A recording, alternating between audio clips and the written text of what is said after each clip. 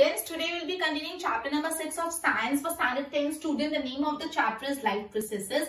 Okay, so we have studied various life processes. We have studied about respiration, we have studied about nutrition, digestion. Okay, so basically transportation. Now transportation in human being we have studied in our last session. Today would be taking up the topic of transportation in plants. Human being में कैसे transportation हो गया? I'm sorry, वो तो अपन ने समझ लिया. अब आते प्लांट्स में कैसे ट्रांसपोर्टेशन होता है. आप सबको पता है प्लांट्स खुद का खाना खुद बनाते हैं by the process of photosynthesis. उसके लिए क्या क्या चाहिए होता है, बचपन से पढ़े जा रहे हैं. सनलाइट चाहिए होती है, कार्बन डाइऑक्साइड चाहिए होता है. ये सब तो लीव्स में होता है. मतलब लीव में क्लोरोफिल होता है, क्लोरोफिल से लीव सनलाइट ले लेते हैं, कार्बन डाइऑक्साइड एयर से मिल जाती है, स्टोमेटा में आ जाता है. लेकिन कुछ कुछ ऐसे रॉ मटेरियल है जैसे नाइट्रोजन, फॉस्फोरस और बहुत सारे ऐसे न्यूट्रिएंट्स हैं जो सॉइल में होते हैं. कुछ कुछ ऐसे न्यूट्रिएंट्स होते हैं, कुछ कुछ ऐसे रॉ मटेरियल होते हैं. कौन से? जो सॉइल में होते हैं. कौन से रॉ मटेरियल होते हैं? जैसे नाइट्रोजन हो गया, फॉस्फोरस, ये सब तो सॉइल में होता है. ये सॉइल से लीव्स तक पहुंचाना पड़ता है खाना बनाने के लिए. तो प्लांट में soil is the nearest and richest source of raw material like nitrogen, phosphorus and other material. मतलब प्लांट्स में सबसे रिच और सबसे नजदीक जो सोर्स है रॉ मटेरियल का, ये नाइट्रोजन फॉस्फोरस का, वो सॉइल है. मतलब सॉइल में सबसे ज्यादा नाइट्रोजन फॉस्फोरस इजीली भी मिल सकता है और ज्यादा क्वांटिटी में भी मिल सकता है. अब absorption of these substance occur from part that are in nearest contact with the soil. अब ये जो नाइट्रोजन हो गया, फॉस्फोरस हो गया, ये एब्सॉर्ब करना पड़ेगा. ये एब्सॉर्प्शन कौन करते हैं? एब्सॉर्प्शन प्लांट के वो पार्ट करते हैं जो सॉइल से सबसे ज्यादा नजदीक है. चलो सोचो, सॉइल से सबसे ज्यादा नजदीक कौन सा पार्ट होता है? प्लांट का कौन सा पार्ट होता है जो सॉइल से सबसे ज्यादा नजदीक होता है? रूट्स. जो रूट्स होता है वो सबसे ज्यादा नजदीक होता है. अपन को अभी तक ये बोला है जो भी रॉ मटेरियल है जैसे नाइट्रोजन, फॉस्फोरस, मिनरल, इसका सबसे रिचेस्ट और सबसे नियरेस्ट सोर्स है सॉइल. तो बेसिकली ये सारे रॉ मटेरियल कौन किस में पहले आएंगे? वो पार्ट ऑफ द प्लांट में जो सबसे नजदीक है सॉइल से, जो है रूट्स. ठीक है. तो बेसिकली जब सॉइल कॉन्टैक्टिंग ऑर्गन और जो क्लोरोफिल और कॉन्टैक्टिंग ऑर्गन छोटा है, कंफ्यूजन हो रहा है ना. सॉइल कॉन्टैक्टिंग ऑर्गन क्या मतलब? रूट्स. और क्लोरोफिल कॉन्टैक्टिंग ऑर्गन मतलब लीव्स. मतलब जब रूट्स और लीव्स में डिस्टेंस कम है तो सिंपल डिफ्यूजन से काम हो जाता है. मतलब प्लांट्स बहुत छोटे हैं और रूट्स और जो लीव्स है उसमें डिस्टेंस बहुत कम है, तो सिंपल डिफ्यूजन से रूट्स के मदद से लीव्स में क्या खाना बना, सबको डिस्ट्रीब्यूट कर डाल. क्लियर? तो यहाँ पे ना वर्ड यूज किया soil contacting organ and chlorophyll contacting organ. तो कंफ्यूज मत होना. सॉइल कॉन्टैक्टिंग ऑर्गन मतलब रूट्स और क्लोरोफिल कॉन्टैक्टिंग ऑर्गन मतलब लीव्स. जब उनमें डिस्टेंस कम होता है तो सिंपल डिफ्यूजन से काम चल जाएगा. लेकिन जब डिस्टेंस ज्यादा होता है तो सिंपल डिफ्यूजन से काम नहीं चलेगा. उस टाइम पे अपन को एक प्रॉपर पूरा ट्रांसपोर्टेशन सिस्टम चाहिए होता है. ठीक है. ओके, तो बेसिकली इतना देख लेते हैं वापस. अटेंटिव. क्लियर? अपन को ऐसा बोला है कि प्लांट्स को जो कार्बन डाइऑक्साइड होता है, जो सनलाइट होता है, वो तो डायरेक्टली लीव्स को मिल जाती है. लेकिन जो नाइट्रोजन होता है, जो फॉस्फोरस और जो दूसरे न्यूट्रिएंट्स होते हैं वो सॉइल में होते हैं. तो ये सॉइल से लेने पड़ते हैं. अब प्लांट का कौन सा ऐसा पार्ट है जो सॉइल से सबसे नजदीक है? वो है रूट्स. ठीक है. अब बेसिकली जो बोला है जो सॉइल कॉन्टैक्टिंग ऑर्गन है, मतलब जो सॉइल के कॉन्टैक्ट में ऑर्गन है, दैट इज रूट्स. और जो क्लोरोफिल कॉन्टैक्टिंग ऑर्गन है, मतलब जिसको सबसे पहले क्लोरोफिल मिलती है, वो है लीव्स. जब उन दोनों में डिस्टेंस कम है, बहुत कम डिस्टेंस है, समझ आ रहा है, तो सिंपल डिफ्यूजन से काम चल जाएगा. लेकिन जब ये डिस्टेंस कम नहीं, जब ये डिस्टेंस ज्यादा है तो सिंपल डिफ्यूजन सफिशिएंट नहीं रहेगा. उस टाइम पे अपन को एक प्रॉपर ट्रांसपोर्टेशन सिस्टम चाहिए होगा. उस टाइम पे क्या होगा? अपन को एक प्रॉपर ट्रांसपोर्टेशन सिस्टम चाहिए होगा. ठीक है. अब एक्चुअली प्लांट्स की एनर्जी रिक्वायरमेंट कम होती है. ह्यूमन बीइंग में बहुत ज्यादा एनर्जी रिक्वायरमेंट होती है, लेकिन प्लांट्स में इतनी एनर्जी रिक्वायरमेंट नहीं होती. इसका कोई साइंटिफिक रीजन होगा? मतलब इसका कोई मतलब कुछ रीजन होगा. देखो, पहली बात ये, प्लांट्स मूव नहीं करते. हम बहुत मूव करते हैं तो अपना एनर्जी कंज्यूम होती है, लेकिन प्लांट्स मूव नहीं करते. प्लांट्स जो खड़े रहते हैं चुपचाप, तो एनर्जी रिक्वायरमेंट इस वजह से भी कम है. और दूसरा रीजन, प्लांट में काफी डेड सेल्स भी होते हैं. प्लांट की जो टिश्यूज है उसमें काफी सेल्स होते हैं जो डेड होते हैं. तो इस वजह से, इन दो वजह से प्लांट्स में जो एनर्जी रिक्वायरमेंट है ना वो कम होती है. तो अगर प्लांट का ट्रांसपोर्ट सिस्टम थोड़ा स्लो होना तो भी चल जाएगा. ह्यूमन बीइंग में ट्रांसपोर्ट सिस्टम स्लो नहीं चलेगा. इतना भागते दौड़ते हैं, इतनी एनर्जी रिक्वायरमेंट है, तो उसमें ट्रांसपोर्ट सिस्टम स्लो नहीं चलेगा. ठीक है. लेकिन प्लांट्स में जो ट्रांसपोर्ट सिस्टम थोड़ा स्लो चलेगा. उसका दो रीजन मैंने आपको पता है. पहला ये रीजन, प्लांट मूव नहीं करते, उस वजह से उनकी एनर्जी रिक्वायरमेंट कम होती है. दूसरी बात, प्लांट की जो टिश्यूज है उसमें काफी डेड सेल्स भी है. क्लियर? ओके. लेकिन खाली एक चीज है, जो टॉल ट्रीज होते हैं, जो बहुत बड़े बड़े ट्रीज है, तो उन ट्रीज में जो ट्रांसपोर्ट सिस्टम को ना डिस्टेंस ज्यादा कवर करना पड़ता है, मतलब रूट से लेके लीव्स तक में बहुत डिस्टेंस होता है, तो डिस्टेंस थोड़ा ज्यादा कवर करना पड़ता है, ये थोड़ा बात ध्यान रखना, ठीक है। अब बेसिकली ट्रांसपोर्टेशन दो चीजों का करना होता है। पहला चीज रॉ मटेरियल को रूट से लीव्स तक लेके जाना, दूसरा चीज लीव्स से जो भी एनर्जी जनरेट हो रही है वो डिफरेंट पार्ट्स में लेके जाना। ये अपन सबको पता है, दो टाइप का ट्रांसपोर्टेशन है। पहला ट्रांसपोर्टेशन जो भी सोइल में रॉ मटेरियल है वो रूट्स में लेके अलग अलग डिफरेंट मतलब लीव्स तक पहुंचना, और लीव्स में वो रॉ मटेरियल को यूज करके जो खाना बन के एनर्जी डिराइव हो रही है वो डिफरेंट पार्ट्स में लेके जाना। दो टाइप का ट्रांसपोर्ट होता है। पहला transport system of energy from leaves, मतलब लीव से एनर्जी मूव करना, रॉ मटेरियल फ्रॉम रूट्स, मतलब रूट से रॉ मटेरियल मूव करना और लीव से एनर्जी मूव करना। तो ये दोनों का अलग अलग पाथ है, मिक्सचर ही नहीं, एक ऑर्गेनाइज्ड पाथवे। मतलब बेसिकली दो ट्यूब्स है जो ये काम करती है, एक है जाइलम और एक फ्लोएम, सॉरी, एक है जाइलम और एक फ्लोएम। अब जाइलम क्या करता है, बेसिकली जो भी सॉइल में वाटर और मिनरल्स है ना वो लेके जाके लीव्स में पहुंचाने का काम करता है। मतलब एक सेपरेट सी ट्यूब है, वो सिर्फ क्या काम करती है, सॉइल से वाटर और मिनरल्स लेके लीव्स तक पहुंचाती है। और एक दूसरी ट्यूब है फोलम। फोलम क्या करते हैं, जो भी फोटोसिंथेसिस का प्रोडक्ट है, फोटोसिंथेसिस में जो भी एनर्जी बनी, जो भी फूड बना, उसको डिफरेंट डिफरेंट बॉडी पार्ट्स में लेके जाता है प्लांट के। ये please I think you might have studied this earlier, but one more time I am starting from scratch, please बहुत ज्यादा अटेंटिव रहना इस चीज में। ऐसा बोला है कि दो चीजों का ट्रांसपोर्टेशन करना है। पहला ट्रांसपोर्टेशन ये, जो भी सॉइल से डिफरेंट डिफरेंट रॉ मटेरियल है वो लीव्स तक पहुंचाना है, और लीव्स में जो प्रोडक्ट बन रहा है वो डिफरेंट बॉडी पार्ट्स में पहुंचाना है। तो प्लांट्स में एक ऑर्गेनाइज्ड नेटवर्क ऑफ ट्यूब है, एक जाइलम और फोलियम। जाइलम क्या करता है, जो रूट्स है उससे वाटर और मिनरल्स लेके प्लांट में लेके जाता है। वो ट्यूब का काम बस ये होता है, वो ट्यूब में से वाटर और मिनरल्स खींच के प्लांट में लीव्स में जाते हैं। और जो फोलम है वो क्या करते हैं, लीव्स में जो भी फोटोसिंथेसिस होने के बाद प्रोडक्ट बन रहा है, जो एनर्जी डिराइव हो रही है, उसको डिफरेंट बॉडी पार्ट्स में लेके जा रहे हैं। क्लियर? अब अपन पढ़ने वाले वाटर का ट्रांसपोर्टेशन कैसे होता है। बेसिकली जो जाइलम टिश्यू है, जाइलम ही ट्रांसपोर्ट करता है वाटर को सॉइल से, ठीक है। उसमें वेसल, ट्रेचर, ये सब एक दूसरे से इंटरकनेक्टेड और एक पूरा कंटिन्यूअस पैसेज फॉर्म करते हैं, ठीक है। और अब रूट्स में क्या काम है, रूट्स में जो सेल है जो डायरेक्ट कांटेक्ट में सॉइल में, वो सॉइल से आयंस ले लेते हैं, समझ आए। बेसिकली जो रूट्स है, रूट्स ही पानी लेगा ना सॉइल से, तो रूट्स में भी सेल होंगे, तो रूट्स में जो सेल सॉइल के डायरेक्ट कांटेक्ट में, वो सॉइल से आयन ले लेता है। तो इस वजह से डिफरेंस ऑफ आयन हो जाता है, मतलब सॉइल के आयन कम हो गए और रूट्स के आयन बढ़ गए। क्या हुआ, जो रूट्स में सेल जो डायरेक्टली कांटेक्ट होता है सॉइल के साथ, वो सॉइल से आयंस ले लेते हैं। जब वो सॉइल से आयन लेते हैं तो क्या होता है, डिफरेंस इन आयन खो जाता है, मतलब सॉइल में आयन कम हो जाता है और रूट्स में आयन बढ़ जाते हैं। और इस डिफरेंस को एलिमिनेट करने के लिए वाटर मूव होता है फ्रॉम सॉइल टू रूट्स, समझ आए। ये जो डिफरेंस है, मतलब ये जो आयंस का डिफरेंस क्रिएट हो गया, इस चीज को खत्म करने के लिए पानी जो है वाटर सॉइल से रूट्स में जाता है। क्लियर? वापस समझा रही हूँ ट्रांसपोर्टेशन इन वाटर कैसे होता है। बेसिकली पूरा कंटिन्यूअस पैसेज पाथ बनाया हुआ है। रूट्स में जो सेल होते हैं, जो सॉइल के डायरेक्ट कांटेक्ट में होते हैं, वो सॉइल से कुछ आयंस ले लेते हैं। जैसे वो कुछ सॉइल से आयन लेते हैं तो क्या होता है, डिफरेंस इन आयन क्रिएट होता है। मतलब डिफरेंस इन आयन मतलब सॉइल के आयन कम हो गए, रूट्स के आयन बढ़ गए, ये कम ये बढ़ा, तो डिफरेंस इन आयन क्रिएट हुआ। अभी डिफरेंस इन आयन को एलिमिनेट करने के लिए वाटर ट्रांसपोर्ट होता है सॉइल से रूट्स में। ये आगे क्या होता है पढ़ते हैं, पहले इतना ध्यान दो। बेसिकली अपन ने ये पढ़ा अभी तक कि जो भी नाइट्रोजन फॉस्फोरस होता है ना, वो सॉइल से मिलता है। सॉइल जो प्लांट का जो रूट्स ऐसा पार्ट है जो सॉइल के डायरेक्ट कांटेक्ट में।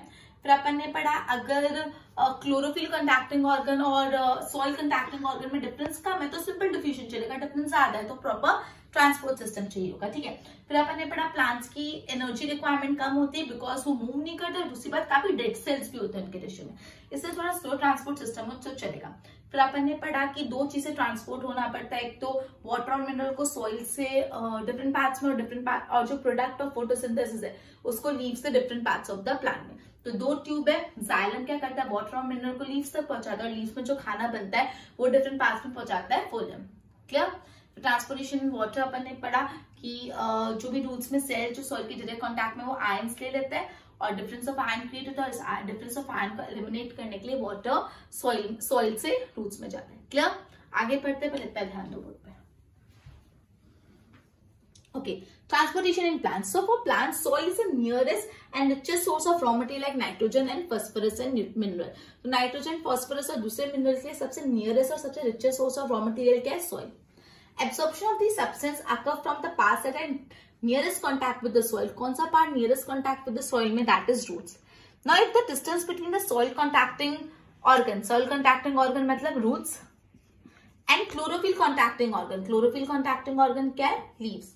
मतलब इन शॉर्ट अगर distance between roots and leaf is small तो सिंपल डिफ्यूजन चलेगा, लेकिन अगर लार्ज है तो सिंपल डिफ्यूजन से काम नहीं चलेगा, तो आपको एक प्रॉपर सिस्टम ऑफ ट्रांसपोर्टेशन चाहिए होगा. Now plants do not move in and have many plants move भी नहीं करते एंड साथ ही साथ there are many dead cell in the tissue. पहली बात तो प्लांट्स मूव नहीं करते, दूसरी बात डेड सेल्स है, इससे सो लोअर एनर्जी नीड, इसलिए उनकी एनर्जी नीड कम है तो उनको स्लो ट्रांसपोर्टेशन सिस्टम भी चलता है. लेकिन ये ध्यान रखना अगर ट्रांसपोर्ट सिस्टम को ज्यादा डिस्टेंस कवर करना पड़ेगा अगर लार्ज ट्रीज है. ना ट्रांसपोर्ट सिस्टम को क्या करने का है? दो चीज करना है. पहला मूव करना एनर्जी फ्रॉम लीव्स, पहले एनर्जी लीव्स से मूव, पहले नहीं, दो चीजें, एक तो एनर्जी फ्रॉम लीव्स और दूसरा रॉ मटेरियल फ्रॉम रूट्स. दो चीजें ट्रांसपोर्ट करनी है, पहला रॉ मटेरियल रूट्स से लीव्स में, दूसरा लीव्स से एनर्जी डिफरेंट बॉडी पार्ट्स में. ये दो पाथवे में ऑर्गेनाइज ट्यूब है, पहला जाइलम, दूसरा फोलम. जाइलम क्या करता है? It moves water and mineral from soil. Xylem soil से पानी और मिनरल्स पहुंचाता है. Phloem product of photosynthesis different parts of the body में पहुंचाता है. ना transportation of water, xylem tissue, vessels, tracheids of root, stem, leaves, they all are interconnected और एक कंटिन्यूस सिस्टम ऑफ बनाता है, वाटर कंडक्टिंग चैनल बनाता है जो डिफरेंट बॉडी पार्ट्स में पहुंचता है. At root cells in the contact with the soil actively take ion. Roots में क्या हो रहा है? जो भी cell directly contact with the soil है वो आयंस ले लेते हैं, इससे difference in concentration of ion आता है रूट्स और सॉइल में. And to eliminate this difference water move होता है from soil to roots. Clear? अभी तक इतना क्लियर हो? आगे भी पढ़ते पर इसकी नोट्स बना. क्लियर?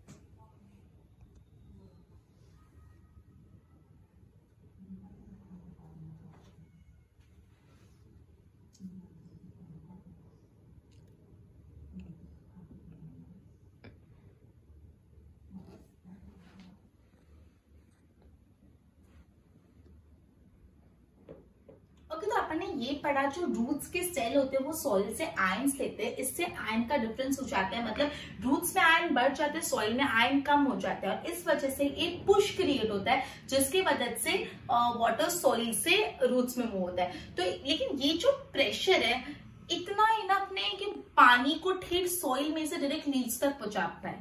ये जो फोर्स है, ये जो फोर्स क्रिएट हो रहा है, आयन के डिफरेंस की वजह से फोर्स क्रिएट हो रहा है, वो इतना इनफ नहीं है कि वाटर को सॉइल से लीव्स तक पहुंचा पाए. ठीक है, तो प्लांट्स को एक दूसरी स्ट्रैटेजी भी यूज करनी पड़ती है. वो स्ट्रैटेजी क्या है? सपोज अगर प्लांट्स पे एडिक्वेट सप्लाई ऑफ वाटर, मतलब प्लांट्स पे पानी का सप्लाई काफी ज्यादा है, प्रोवाइडेड प्लांट्स पे पानी का सप्लाई बहुत ज्यादा है, so water which is lost to stomata is replaced by water from xylem vessel. तो बेसिकली जो प्लांट्स में स्टोमेटा होते हैं, जो छोटे छोटे होल्स होते हैं, उसमें से प्लांट्स का पानी निकलता है, पानी लॉस होता है. तो ये जो पानी लॉस हो रहा है उसका कंपेंसेशन, उसको रिप्लेसमेंट क्या है? जो पानी लीव्स में से स्टोमेटा के थ्रू निकल गया उसके बदले जाइलम के जो वेसल से पानी आ रहा है वो उसको फिलअप करेगा. इनफैक्ट जो इवोपरेशन होता है, इवोपरेशन मतलब जो पानी निकलता है, उड़ जाता है, इवोपरेशन हो जाता है of water molecule from cell of leaves, एक सक्शन पुल क्रिएट करता है xylem cells of root. Basically ये जो लीव्स होते हैं, लीव्स में जो स्टोमेटा होता है, स्टोमेटा से जो पानी इवोपरेट होता है, निकलता है, मतलब सपोज पानी जा रहा है तो खिंचाव क्रिएट होता है, पुश क्रिएट होता है, सक्शन पुश, कि जाइलम वेसल से पानी लीव्स में पहुंचे. मैं ये बोल रही हूँ कि सिंपल जो मेथड है जाइलम वेसल से पानी लीव्स में पहुंचे वो इतना सफिशिएंट नहीं, इतना पुश नहीं क्रिएट हो पाएगा कि नीचे सॉइल से डायरेक्ट लीव्स में पहुंच जाए. तो क्या दूसरा रास्ता है? अब बेसिकली अगर प्लांट्स में बहुत पानी होता है ना, तो ये पानी का लॉस होता है स्टोमेटा के थ्रू। स्टोमेटा से पानी लीव से बाहर जाता है। जब स्टोमेटा से पानी लीव से बाहर जाता है मतलब पानी का एवोपरेशन हो रहा है, तो पानी एक साइड से जा रहा है तो एक खिंचाव क्रिएट होता है। एक साइड से कोई चीज जा रही है तो खिंचाव क्रिएट होता है, एक पुश क्रिएट होता है, जिससे जाइलम वेसल से पानी रूट्स में आ जाता है। ठीक है, ये सक्शन पुल एक खिंचाव के कारण आता है। ठीक है, लॉस ऑफ द वाटर, अभी ट्रांसपिरेशन किसको बोलते हैं? जो भी पानी का लॉस होता है in the form of vapour, मतलब ट्रांसपिरेशन मतलब ये जो लीव्स होते हैं, जो स्टेम होते हैं, जो ब्रांचेस होते हैं, उससे पानी निकल जाता है in the form of vapours, बन के पानी लीव्स में से निकल जाता है, इसको बोलते हैं ट्रांसपिरेशन। ट्रांसपिरेशन मतलब लीव्स से पानी निकलना in the form of vapor from its aerial part। तो यही बोला है, loss of water in the form of vapor from aerial parts of plant is known as transpiration। मतलब क्या बोला है, जो भी पानी का लॉस हो रहा है in the form of vapor from aerial parts of the plant, plant के जो एरियल पार्ट्स है उससे जो लॉस हो रहा है उसको हम ट्रांसपिरेशन बोलते हैं। ठीक है, क्लियर? ओके, तो इन शॉर्ट ये सबसे हम ये समझे कि ट्रांसपिरेशन हमको मदद करता है सॉइल में से वाटर और मिनरल्स को अपवर्ड डायरेक्शन में मूव करने में। मतलब रूट से वाटर को लीव्स तक पहुंचाने में, उसको अपवर्ड डायरेक्शन में मूव करने के लिए वाटर और दूसरे मिनरल्स को कौन मदद करता है? ट्रांसपिरेशन मदद करता है। मतलब आपको ये 2 मार्क में भी पूछ सकते हैं कि कैसे हम बोल सकते हैं कि ट्रांसपिरेशन हमको मदद करता है वाटर और मिनरल को रूट से लीव्स तक पहुंचाने में। तो अपन को पूरा लिखना है कि बेसिकली प्रोवाइडेड अगर ट्री में सफिशिएंट अमाउंट में प्लांट में वाटर है, तो वाटर का लॉस होता है बाय स्टोमेटा। स्टोमेटा के थ्रू पानी निकलता है in the form of vapour. तब ये पानी का जो इवेपोरेशन होता है उससे एक सक्शन पुल, एक खिंचाव क्रिएट होता है। मतलब एक जगह से पानी जा रहा है तो एक खिंचाव क्रिएट होता है कि जाइलम के टिश्यू से पानी वहां पे आए। ठीक है, तो ये जो प्रोसेस है, जो पानी चले जाता है लीव से या एरियल पार्ट से, उसको ट्रांसपिरेशन। जो भी पानी का लॉस हो रहा है वो एक सक्शन पुल क्रिएट होता है। सॉरी, मैं ट्रांसपिरेशन बना रही थी। Loss of the water in the form of vapour from aerial parts of plant. Plant के जो एरियल पार्ट है, जैसे हो गया स्टेम, लीव्स, इसमें से जो पानी इवेपोरेट होता है, निकल जाता है in the form of vapour, इसको ट्रांसपिरेशन बोलते हैं।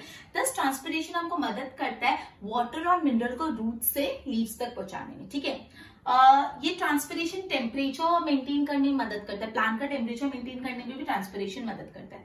ओके, अब बेसिकली रूट के प्रेशर से रात को यूजुअली नाइट में ना ये कैसे पानी ऊपर जाता है? रूट प्रेशर से। रूट प्रेशर मतलब जो मैंने आपको पहले बताया कि रूट्स सॉइल में से आयरन ले लेते हैं, आयरन ले लेते हैं तो डिफरेंस ऑफ प्रेशर क्रिएट होता है, डिफरेंस ऑफ आयरन, जिससे वो धीरे धीरे ऊपर जाते हैं, मतलब धीरे धीरे ऊपर जाए। तो जो रूट का प्रेशर वाला मेथड है वो कब यूज होता है? रात को। लेकिन दोपहर को कौन सा मेथड यूज होता है? ये ट्रांसपिरेशन वाला सक्शन पुल। क्यों? बिकॉज दोपहर को डे लाइट में क्या होता है? स्टोमेटा ओपन होते हैं। स्टोमेटा ओपन होते हैं तो काफी सारा पानी लॉस होता है। जब पानी लॉस होता है तो सक्शन पुल से वो ऊपर जाइलम टिश्यू से लीव्स में आ जाता है। तो ये याद रखना, रात को यूजुअली स्टोमेटा बंद होते हैं।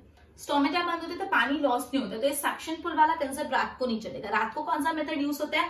पानी ट्रांसपोर्ट करने के लिए, मिनरल ट्रांसपोर्ट करने के लिए, जो अपन ने पहला पढ़ा था। पहला क्या था कि जो सॉइल में से आयरन ले लो तो डिफरेंस ऑफ आयरन क्रिएट होगा, जिससे पानी धीरे धीरे ऊपर जाएगा। लेकिन डे टाइम में हम कौन सा मेथड यूज करते हैं? ये सक्शन पुल वाला मेथड।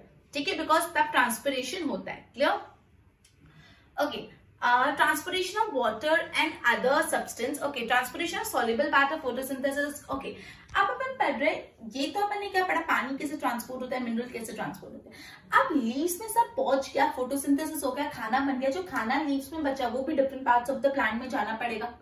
तो बेसिकली जो भी फोटोसिंथेसिस का soluble product different parts of the plants में जाता है उसको ट्रांसलोकेशन बोलते हैं।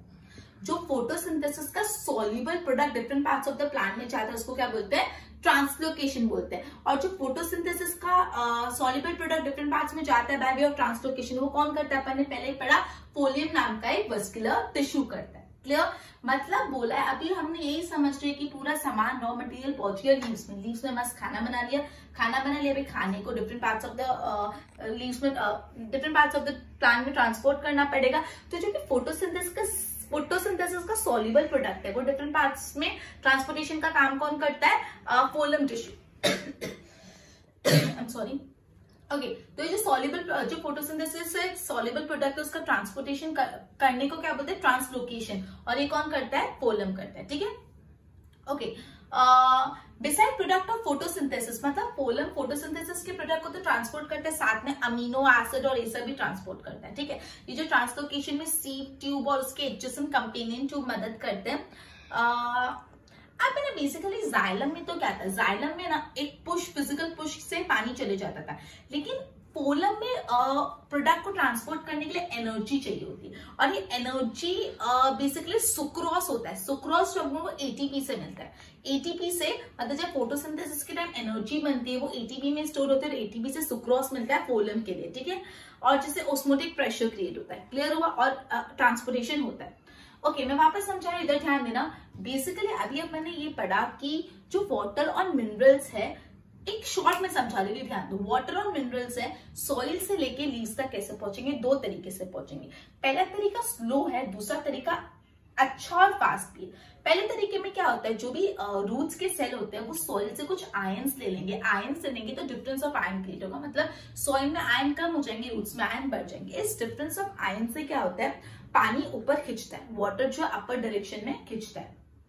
ओके, जो वाटर है वो अपर डायरेक्शन में खिंचता है, लेकिन ये बहुत स्लो प्रोसेस और यूजुअली एट नाइट में होता है।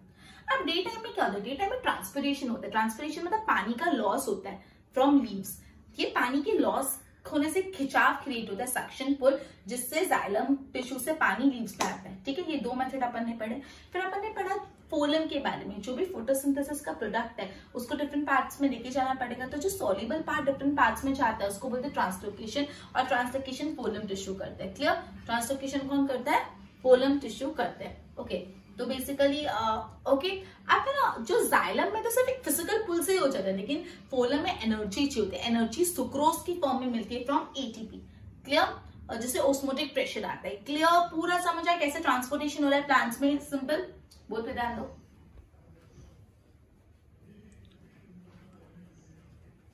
However, this pressure is unlikely enough to move water over heights that we commonly see in plants. So, plant दूसरा मेथड यूज करते हैं, provided plant has an adequate supply of water, water which is lost through stomata is replaced by water from xylem vessel. मतलब जो भी stomata से पानी गया वो रिप्लेस कौन करेगा, xylem vessel.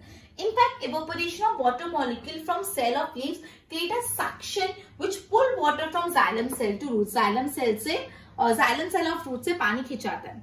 Loss of the water in the form of vapor from aerial part of the plant. Plant के जो एरियल पार्ट है उससे जो भी वाटर का लॉस हो रहा है उसको हम लोग बोलते हैं ट्रांसपिरेशन.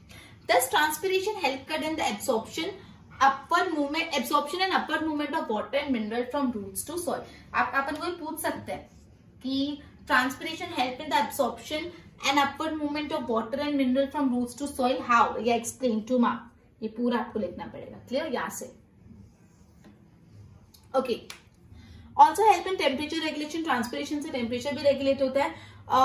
ये जो रूट प्रेशर से बेसिकली काम होता है नाइट में, और ड्यूरिंग डे टाइम ट्रांसपिरेशन सबसे इंपॉर्टेंट होता है जिससे पानी ऊपर मूव होता है. Now translocation of food and other substance. तो transportation of soluble product of photosynthesis. Photosynthesis के सॉल्युबल प्रोडक्ट के ट्रांसपोर्टेशन को बोलते हैं ट्रांसलोकेशन, और जो वेस्कुलर टिश्यू फोलम से होता है. Beside product of photosynthesis, phloem amino acid भी ट्रांसपोर्ट करते हैं. ट्रांसलोकेशन में सीड ट्यूब और उसके एडजेसेंट कंपेनियन सेल्स हेल्प करते हैं. जाइलम में ट्रांसलोकेशन, जाइलम में तो सिंपल फिजिकल प्रोसेस हो जाता था, लेकिन फोलम में अपन को एनर्जी चाहिए होता है. एनर्जी सुक्रोज के फॉर्म में मिलती है फ्रॉम एटीपी, जिससे ऑस्मोटिक प्रेशर क्रिएट होता है. ओके, आई होप कितना क्लियर हुआ. आपने पूरा ट्रांसपोर्टेशन एंड प्लान कंप्लीट कर लिया, एकदम अच्छे से गो थ्रू कर लेना. इसके नोट्स बनाओ. लास्ट टॉपिक क्रिएशन, जो नेक्स्ट लेक्चर में अपन चैप्टर कंप्लीट कर लेंगे. Okay, good bye, go through करना. Bye bye.